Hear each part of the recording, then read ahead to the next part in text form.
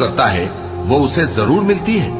سو آخرت اور دنیا تو اللہ ہی کے ہاتھ میں ہے، اور آسمانوں میں بہت سے فرشتے ہیں جن کی سفارش کچھ بھی فائدہ نہیں دیتی مگر اس وقت کہ اللہ جس کے لیے چاہے اجازت بخشے اور سفارش پسند بھی کرے۔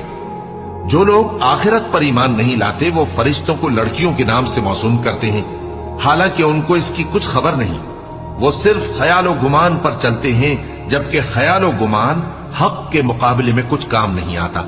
تو جو ہماری یاد سے روگردانی کرے اور صرف دنیا ہی کی زندگی کا خواہاں ہو، اس سے تم بھی منہ پھیر لو۔ ان کے علم کی یہی انتہا ہے۔ تمہارا پروردگار اس کو بھی خوب جانتا ہے جو اس کے رستے سے بھٹک گیا، اور اس سے بھی خوب واقف ہے جو رستے پر چلا۔ اور جو کچھ آسمانوں میں ہے اور جو کچھ زمین میں ہے سب اللہ ہی کا ہے، اور اس نے خلقت کو اس لیے پیدا کیا ہے کہ جن لوگوں نے برے کام کیے ان کو ان کے اعمال کا